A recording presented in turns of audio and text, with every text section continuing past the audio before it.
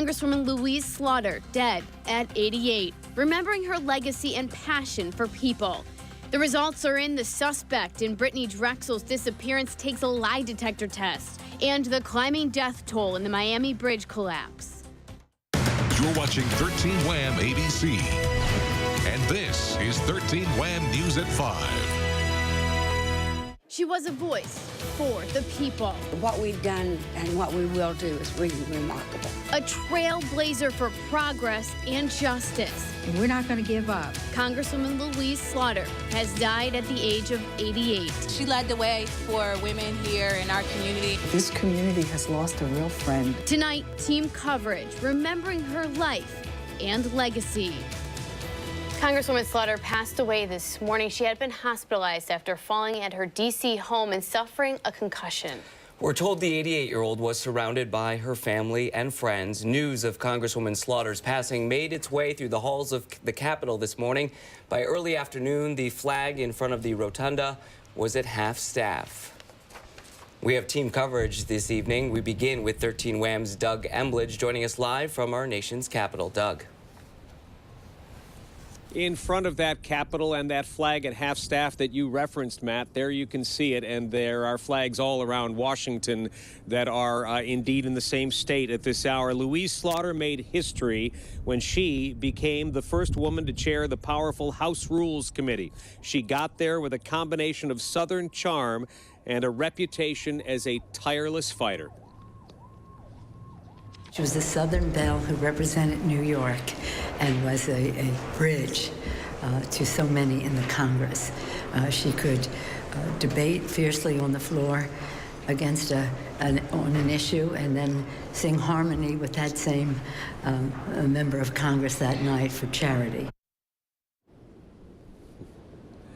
And that Southern accent that we all knew so well came from her being born in Kentucky. She died after a fall here at her home in Washington in the brownstone that her late husband had lovingly restored and never fully recovered from that fall. Around Washington, D.C., you did not need to refer to her as Congresswoman Slaughter. You needed only to say Louise, and everyone knew who you meant. Reporting in Washington, Doug Embledge, 13 WHAM News. Congresswoman Slaughter served our community for 31 years in Washington, but she never forgot her home here. She often returned on the weekends. Ginny Ryan is here with a look at how she is being remembered. And Doug was so right. Not out of disrespect, but Congresswoman Slaughter was simply referred to as Louise. That first name basis spoke to the familiarity everyone who knew her and even those who didn't felt. Her Southern drawl and charm belied a brilliant mind and shrewd political sense.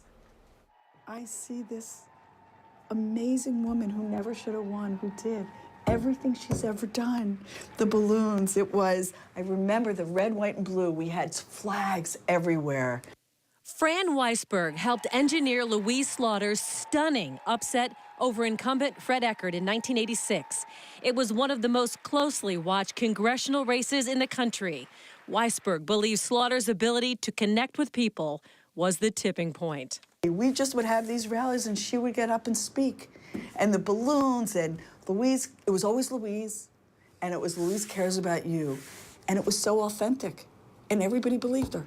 Weisberg says it was genuine that despite all the power Slaughter amassed in Washington, she never forgot her home. She really still said, this is my home, this is Fairport, lived in the same home from the time her kids were very little, that same home in Fairport. Her husband, Bob, was at Kodak. Weisberg says Slaughter was not a career politician. She never forgot the people she represented. You know, I have to laugh. If we wanted to kill her sometimes, somebody would come in with a problem, stop everything. I want to just help the person. But Louise, we have 15 stops. You've got to make these phone calls. Nope. Let me just help Mrs. Smith here. I want to help her with her problem. She did it all the time. And Weisberg says Louise was first and foremost a devoted wife, mother, and grandmother. This was her life, but her kids and her family and Bob was the love of her life. I mean, that Bob Slaughter was amazing. You know, and so they had this great marriage of many, many, many, many, many years. The kids, the grandkids, but she made it all work. She sure did. A trailblazer. Slaughter and her husband Bob, who died in 2014, were married for 57 years. She is survived by 3 daughters and 7 grandchildren. She was surrounded by that family when she passed away today at a Washington hospital. Matt? Ginny, thank you. Words of sorrow and praise today from local Democrats following the death of the Congresswoman. They described her as a trailblazer who never stopped fighting for what she believed in.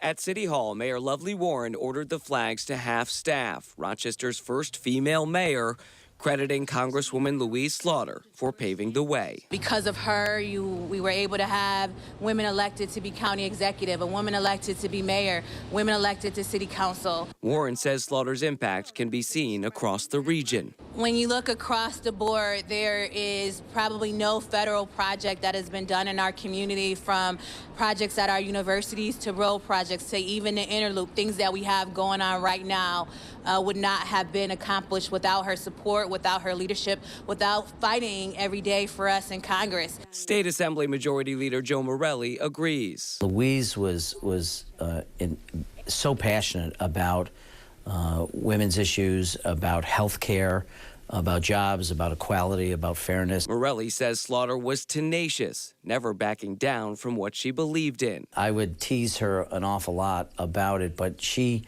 never backed down. When Louise Slaughter thought she was right about something, she would fight if she was the last person standing. Warren says that tenacity also came with a spirit that helped her connect with her constituents. She walked in the room and she brightened it up. You know, she walked in the room and, you know, everyone cheered. Everyone loved to see her. Monroe County Democrats will open their doors tomorrow for a day-long memorial. People are invited to stop by their University Avenue office to share their memories of the Congresswoman. Senator Chuck Schumer also remembering Louise Slaughter today. He released this statement. New York Senator Chuck Schumer says Louise was a giant with deep convictions. Her passing will leave a gaping hole in our hearts and our nation. Our special team coverage continues throughout this newscast. She was born in Kentucky, but the Congresswoman Slaughter lived most of her life raising her family in Fairport. Coming up, how voters say she inspired them, plus her major impact on women's rights and what one of her biggest political opponents says he most admired about her. Well, this is the last weekend of winter, at least on the calendar anyway. Take a look at the WHAM cam and you can see the cold weather, the snow flurries, some patchy clouds, but finally we're getting a few more breaks of sunshine. Our temperature now at 28 degrees. We get up to 30 degrees for the afternoon. Never got above freezing. And you can see what's left of some of these snow showers starting to dwindle now to the west of Rochester. So they're getting some snow flurries in Wyoming County, but I don't think it's going to be an issue in Monroe County. We're going to find the temperature slowly dropping through the 20s, and it is going to be a gusty night with winds pushing 30 miles per hour. What about St. Patrick's Day? Well, I think we'll see a few patchy clouds for the morning and then more sun by the afternoon. Not as cold. Temperatures are going to be in the mid-30s. Now, coming up, winter, as you might expect, is not giving up too easily. But we're going to show you the next storm that we're tracking for next week in a couple of minutes. Glenn, thank you. The weather may have played a role in a fatal crash in Genesee County this morning. Deputies say one man was killed when his truck collided with a 10-wheel garbage truck. It happened on State Route 5 in the town of Stafford. The driver of that pickup truck was taken to the hospital where he later died. The driver of the garbage truck was not hurt. New information in the Brittany Drexel murder case. The suspect in her disappearance failed a polygraph test. According to court documents, Timothy Deshaun Taylor was asked in a lie detector test if he knew for sure who was involved and if he ever saw her in person. He answered no to both. The results showed deception indicated when asked about the case. Drexel vanished while in Myrtle Beach in 2009. An inmate told authorities that Taylor was involved. Brittany's father, Chad Drexel, released this statement today, which reads, "Mr. Taylor has been a known suspect to our family for many years, and we have been told he knows more information than he is admitting to law enforcement." Still ahead here at 5, connecting with constituents, how voters are remembering Congresswoman Louise Slaughter today. Plus, a driving force for women, Slaughter's impact on women's rights in our nation. And new at 5:30, across the aisle, Republicans reflect on the life